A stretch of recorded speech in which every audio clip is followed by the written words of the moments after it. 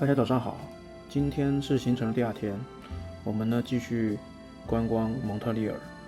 蒙特利尔是加拿大第二大城市，也是魁北克省的经济、文化和历史中心。它融合了法语文化和多元化的国际影响力，形成了独特的城市风貌。那蒙特利尔是世界第二大法语城市，仅次于巴黎。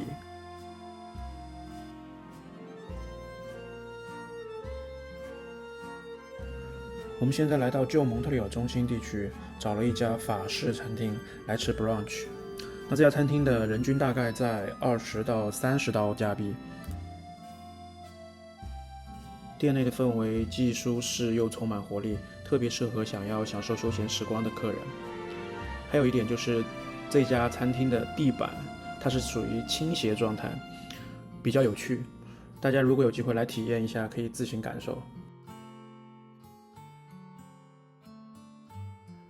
在这家店的进门处有一个精品杂货区，顾客呢可以买到一些独特的调味品、巧克力、茶和一些其他的本地食品，我觉得用来当伴手礼还不错。关于这家店的菜呢，可能我会认为比较中规中矩，个人比较喜欢他们家的 egg benny 和手工面包。如果打分的话，我会给到7分。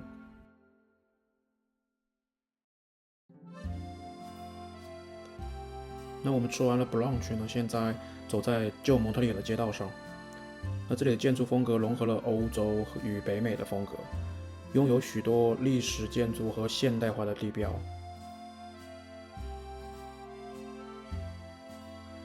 不知道大家有没有注意到一个特点，就是当我们走在这条街道上的时候，其实路的两边是有很多类型的商店的，但是呢，我们一眼望过去，你不知道前面会有卖什么的商店，只有当你走到非常近的地方，你才能知道这里是一家画廊，还是一家衣服店，或者是一家咖啡厅。我觉得这个比较有特色。你像在美国或者是我们国内很多发达城市，走在步行街的街道上，你会发现路的两边几乎都是大型的 logo 和商标。那在这里的话，你感受不到这种商业氛围，你会有更多的时间从艺术角度或者生活角度去观察和探索这座城市。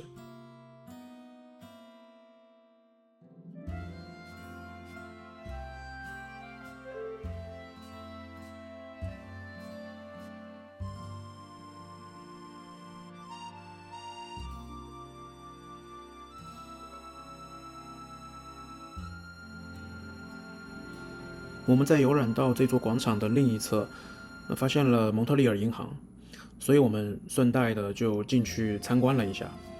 那蒙特利尔银行是加拿大历史最悠久的银行之一，同时也是加拿大5大银行之一，它的影响力呢遍布全球。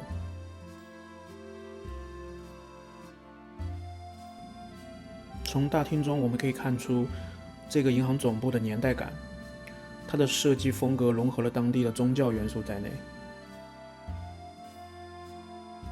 这家银行呢有自己的博物馆，我们在进到博物馆的时候遇到了一个有趣的画面。Do a sit. Good boy. Oh, where's the cookie? Yes, good. Do I give him the cookie? Okay. Oh. I mean, 有点意思哦。这只狗身上穿的是银行的工作服，所以它应该是一只工作狗。这座小型的博物馆内收藏了大量与蒙特利尔银行相关的历史文物，包括早期的银行文件、货币、股票证书、银行用品，以及19世纪的银行家具和设备。这些展品展示了银行业务的发展历程和加拿大金融体系的演变。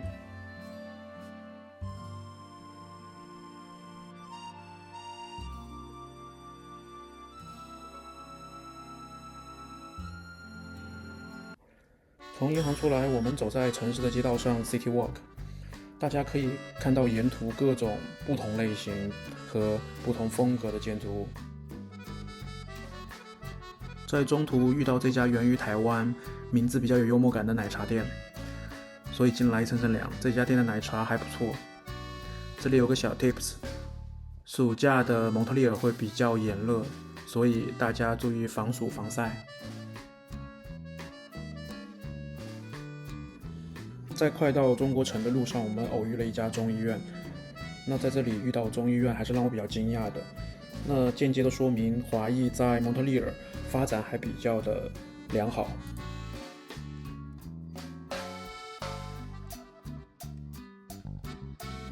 那我们现在来到蒙特利尔的唐人街，那这条街上有很多的中国元素，包含了中国餐馆啊、中国的药店啊，还有一些中国企业的分社、分公司之类的。那这个时候我们看到有一家中国红门的分社，我不知道这个分社是不是我脑海当中的那个红门哦。那这里还有湖南餐馆，很让人惊讶。整体来说的话还不错。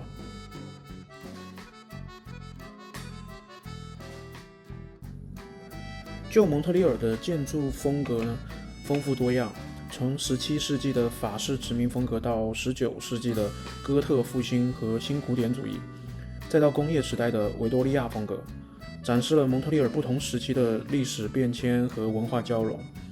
这个区域因其保存完好的历史建筑和浓厚的欧洲风情而成为加拿大最具魅力的城市景观之一。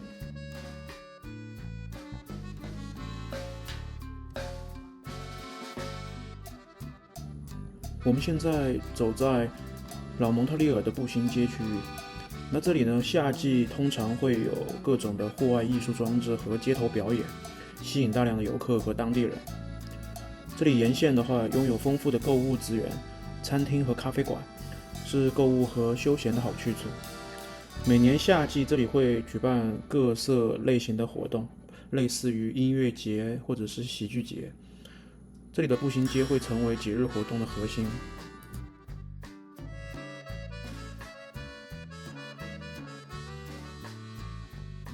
蒙特利尔旧港是最受欢迎的旅游区之一，它不仅有深厚的历史背景，还充满了现代活力。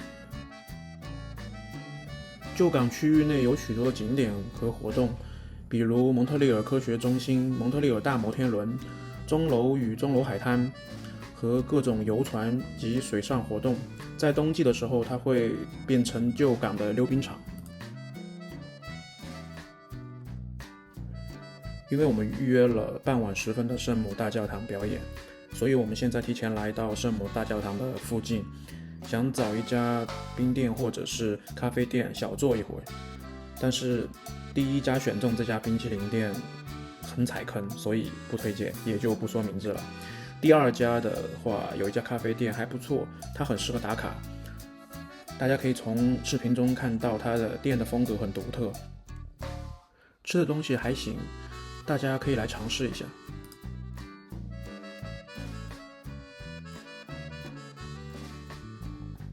圣母大教堂坐落于蒙特利尔市达尔姆广场对面。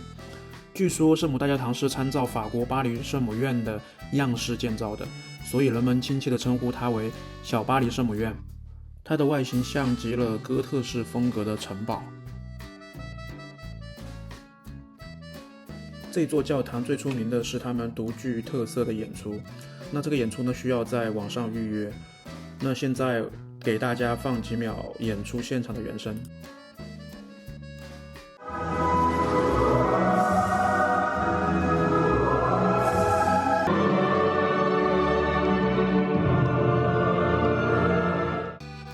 教堂正门的两侧分别是70米高的双塔，西塔上挂有一座北美古老的剧钟。整个教堂的外观非常的宏伟壮观，庄严肃穆。那最后说一个小 tips， 就是席琳迪翁的婚礼好像是在这后面的小教堂举行的，但是那里一般不对外开放。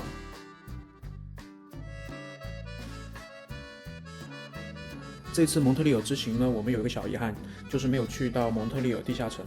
它是一个巨大的地下购物中心，几乎把大半个蒙特利尔市的地下结构串在一起。希望大家有时间呢，可以去参观一下，我觉得很值。那晚饭呢，我们约了一家比较知名的小餐馆，它比较时尚别致，颇具巴黎风情。大家可以看到这家餐厅比较火，晚上9点多还人头涌动。那我比较推荐他们家的鸭腿，如果要打分的话，我给7分左右吧。今天进入第3天的行程，我们原计划是直接开往魁北克市，但是我看了一下导航的中间我们会路过圣埃莱纳岛，所以我们计划在岛上大概游玩2到3小时左右。这座岛上有好几个组成部分，它的北边有一个大型的游乐场，由于时间关系，我们并没有前往。我们只是想简单的游览一下这个岛上的风景，所以我们第一站的话选择来到蒙特利尔生物圈。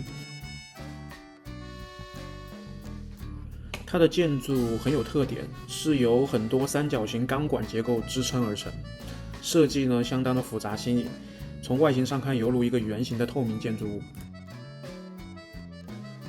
我们在场馆的另一侧发现了一个大型音乐节的入口，但是由于没有安排音乐节的行程在里面，所以我们只有遗憾的离开。到了中午时分，我们开往魁北克市。那魁北克市是加拿大魁北克省的省会，也是北美最古老的城市之一，具有深厚的历史背景和独特的法裔文化。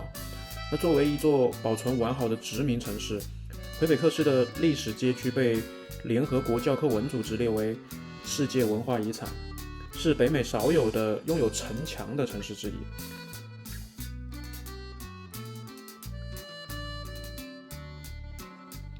那魁北克市呢，是法国在北美建立的第一个永久性定居点。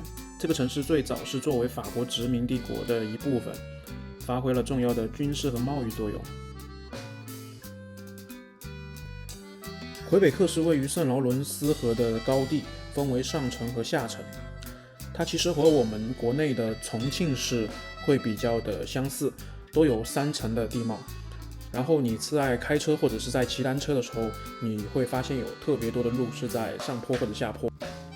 它的大部分游览景点其实会集中在老魁北克区。那老魁北克区其实相当于是以前的一座防御性城市，所以它街道会比较的狭小。那个人建议大家呢，可以订购双层观光巴士，或者是徒步去游览。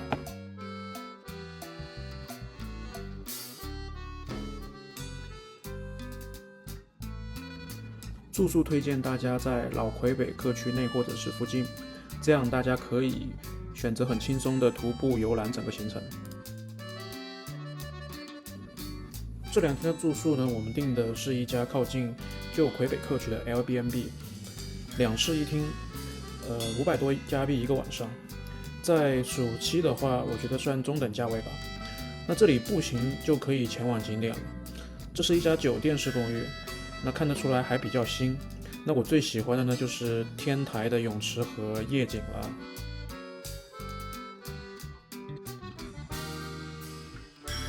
天台的旁边呢，有一个烤火的休息区。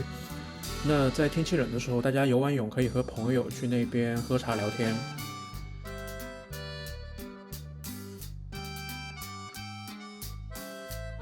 在办理完酒店入住之后呢，我们现在出来准备前往步行街，在那附近找一家餐厅吃晚饭。值得说一下，我们在过来的路上发现我们酒店隔壁一条街上有一块流浪汉聚集的区域。从我们路过的情况来看，我并不觉得他们具有攻击性，所以大家各自斟酌自己的情况吧。我们现在位于旧魁北克区门口的一条步行街上，我们准备在这儿吃晚饭。那我们找了一家餐厅，这家餐厅的风格类似于酒吧餐厅，当然虽然里面有空调，但是感觉不到冷气。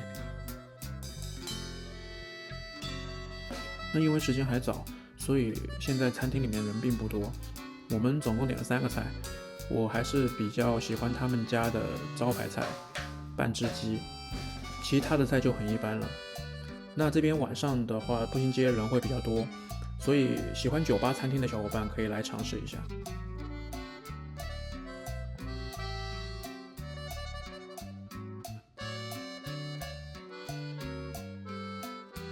吃完晚饭，我们准备来旧魁北克区里面逛一逛，顺带消消食。那老魁北克区的大部分建筑还是保留了历史原貌的，这里充满了中世纪欧洲的氛围，在饭后闲暇之余来散散步还是挺不错的选择。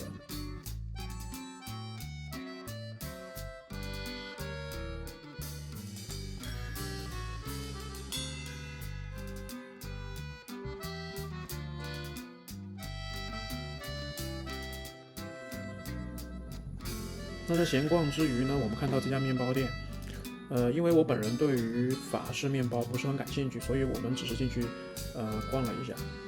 这家店我看了一下，最出名的应该是他们家的三明治。喜欢吃三明治的朋友可以来他们家店品尝一下，门口有许多的位置，可以点一杯咖啡，配一个三明治当做简餐，解决一顿温饱。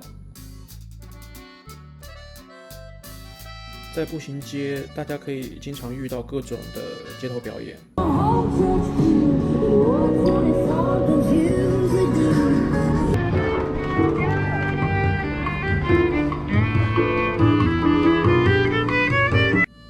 还有各种冰淇淋店。那我们选了一家加拿大的热门连锁店 COS， 基本上在各大景区的话都有分店。